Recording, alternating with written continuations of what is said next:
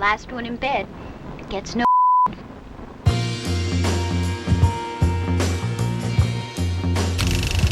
Hey, what's up everyone? Paul from Grindhouse Funhouse, and today I want to introduce you to Superchick, a 1973 Crown International Pictures release, a mark of quality when it comes to fun exploitation sleaze, directed by Ed Forsyth and starring Joyce Jillson as Tyra B. True, a flight attendant by day and a polyamorous lover by night. What the poster and trailer of Superchick are selling you on is this idea that she's some kind of globe-trotting superwoman who can do it all, masquerading as a mild-mannered flight attendant, but really she's all about kung-fuing bad guys' asses and taking names.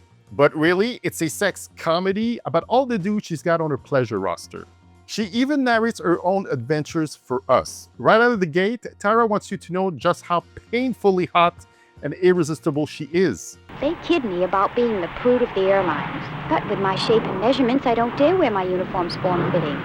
I did once, and even the automatic pilot made a pass of me. So hot, in fact, that she has to dress down like some frumpy church mouse just to survive a workday without being sexually harassed into another time zone. So every single time she lands in a new city, she beelines it to her nearest public bathroom, pulls a full Clark Kent, and transforms back into the groovy, super hot mama that she is. And whenever she's laid over, she's got a beau awaiting. The first 30 minutes lays it all out, her rotations of lovers coast to coast. Lover number one is Ernest, played by Thomas Reardon, a wealthy germophobic brain surgeon in New York City. This guy is such a germaphobe, he eats naked with her in his bathtub in his hideous 70s bathroom. Because we're in a very wacky movie, in the next scene, they want us to think they're getting freaky under the covers. Get you good and hard this time. Do it then, please.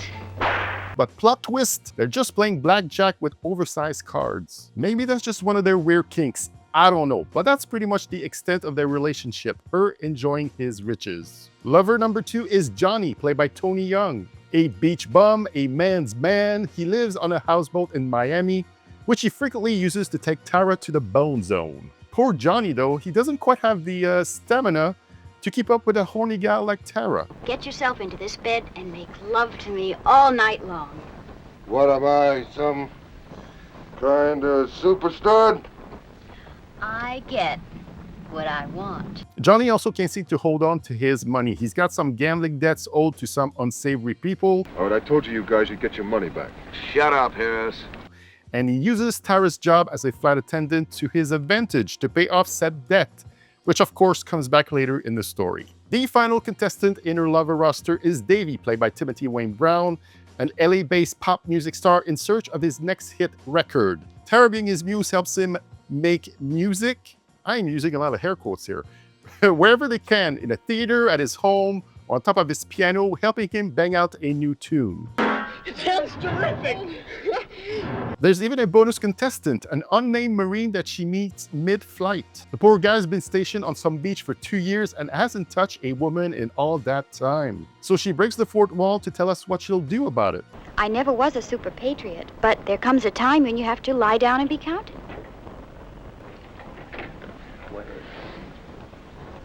It's the least I can do for my country.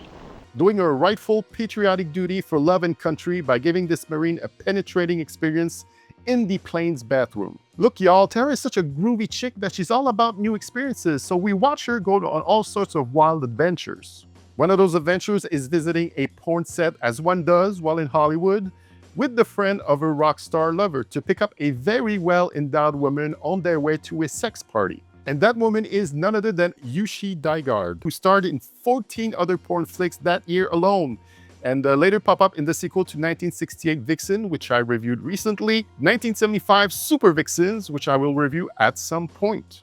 If one porn cameo from a legend is not enough, we do get another from Candy Samples, who plays the other woman Johnny was banging on his houseboat. Those two ladies definitely bring the stacked eye candy this whole groovy mess needed. And from the porn set, we're off to the sex party. We see people dancing around naked, drugging and boozing it up. But then out of nowhere, a pair of cops shows up and shut the whole thing down. Is this illegal search and seizure and illegal entry without a warrant? You watch too much television. Tyra, who really can't afford to be caught there for fear of losing her job, disguises herself back into her frumpy brunette look to sneak out. And honestly here, flashing the word cringe on the screen while this is playing out would have been appropriate. Drugs? You mean these people have all been using drugs? Oh, I would never have come down here. Oh, my God. A pot party. Me at a pot party. Oh, I can't.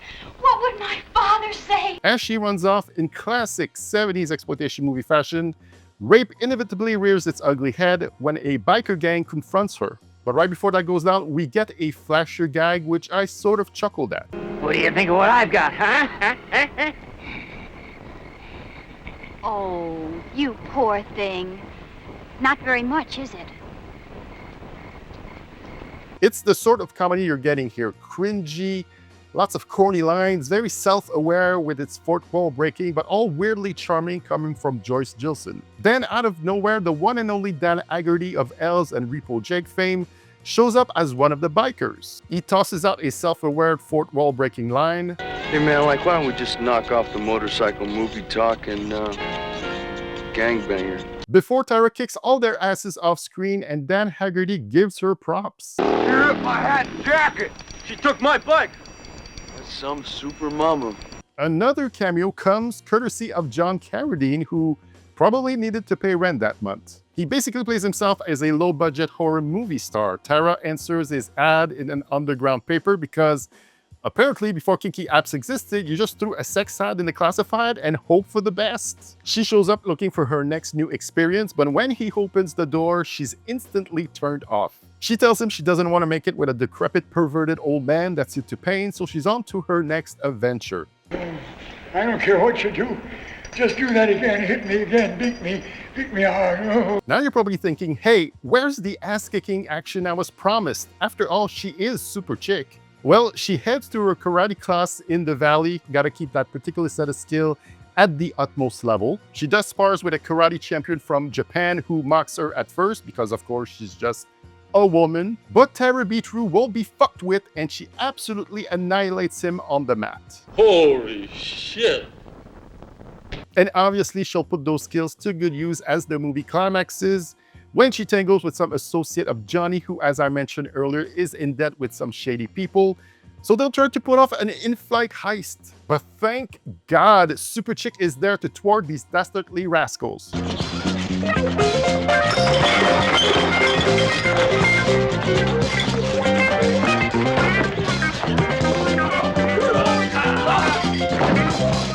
So would I recommend Superchick? I mean, sure, if you're into those late 60s, early 70s swinging good time movies like this one, it's harmless fun. It's pretty much a PSA for groovy polyamory. She was the torchbearer for all the strong women we see in movies today. She is patient zero of polyamorous fun on her own terms. Joyce Jillson brings some cuteness to the role, certainly not acting skills. She seems just so sweet in this world of sleaze. The plot here is utterly ridiculous. She isn't a spy, a cop, or a secret agent.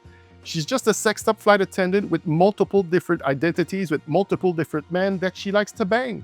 And by the way, all of these men think they are Tara's one true love, and each wants to marry her, but she'll have none of that as she's a girl who just wants to have fun. Be a whole new life for me if you'd be my old lady. But I'd never want you to be different, Johnny. You fulfill a need in my life. You're my fun in the sun.